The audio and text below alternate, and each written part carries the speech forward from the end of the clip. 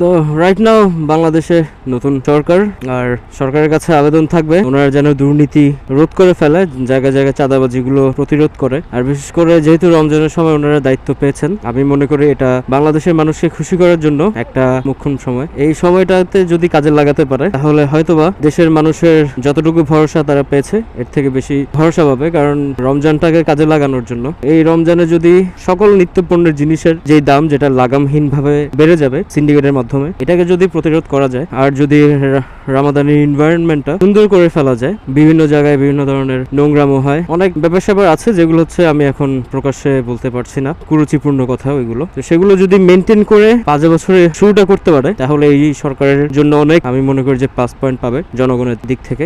আর যদি as usual সবার মতো করতে থাকে তাহলে আর কি বলবো, কিছু করার নাই। সবাই যেভাবে আসলে দেশকে শোষণ করেছে, আমি চাই যেন এই সরকার সেইভাবে শোষণ না করে, দেশের মানুষ যেন শোষিত না হয়। মরহুম প্রেসিডেন্ট জিয়াউর রহমানের আদর্শ নিয়ে গড়ে ওঠা এই দলটা বেগম জিয়ার মতো করে চালাতে পারে। আসলে অতি নগণ্য মানুষ, আমার কথা কেউ শুনবেও না, যাবেও কিনা জানি না, বাট তারপরে বলার জন্য বলা যে 2-1 জন মানুষ ভিডিও দেখবেন, তাদের মধ্যে কেউ যদি বিএনপির হয়ে থাকে, আমি আপনাদেরকেই কথাটা বলছি আসলে।